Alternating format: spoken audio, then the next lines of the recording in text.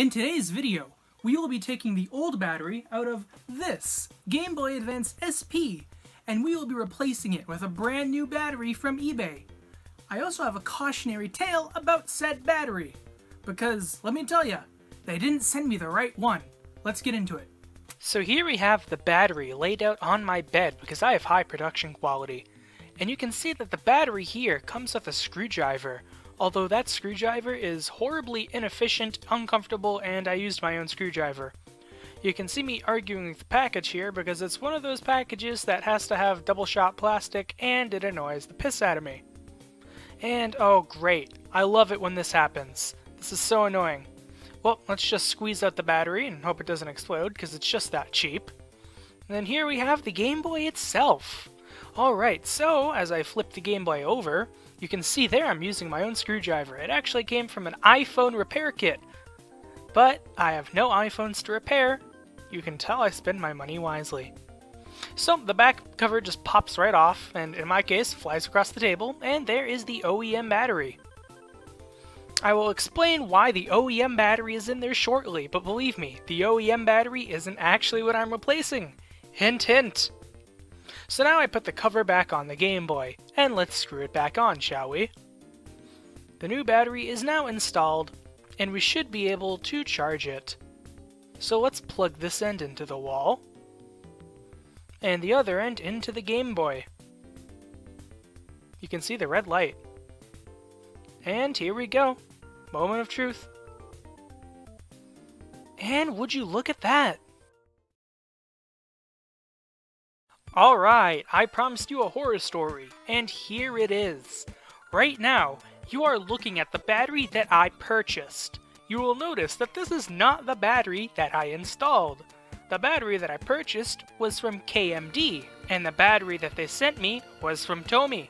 This blue battery is horrible. Seriously, people, do not buy this product.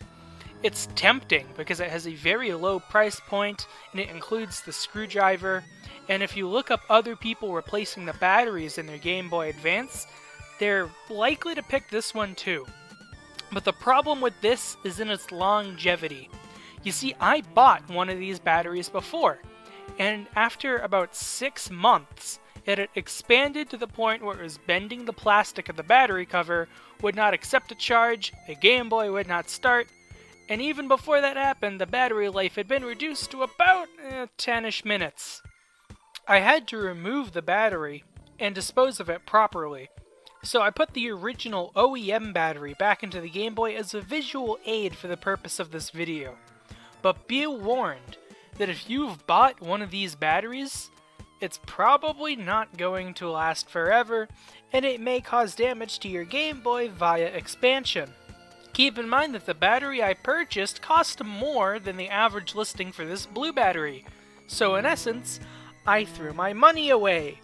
Be advised of this, and I'm not saying that everybody will have this experience either. Definitely let me know in the comments if you've had a better experience or maybe even a worse one. Just be advised that this eBay listing by nationwide distributors may not yield the results that you expect, and you may not get the product that you purchased. Before you go, I'd like to give a shout out to the sponsor of today's video, the admin of Fred BBS, or, as he requested to be called, a stupid mofo who is not a furry and will have a V-card when they die. His words, not mine. He did it! He said it! Fred BBS is an online bulletin board system that's free to use and easy to access. All you have to do is open command prompt on a Windows computer, type telnet fredbbs.chickenkiller.com and hit enter. You'll be prompted to sign in. If you don't already have an account, be sure to create one. It's free, easy, and doesn't take very long. It has an active community of millions of wasted brain cells, with about 2 active users. Fred BBS is run on only the highest quality server equipment, also known as an original Raspberry Pi. Remember that Telnet runs over port 23, which has nothing to do with the fact that the server goes down every 23 minutes. When I heard that Fred BBS wanted to sponsor this video, I was super excited because I use the service all the time.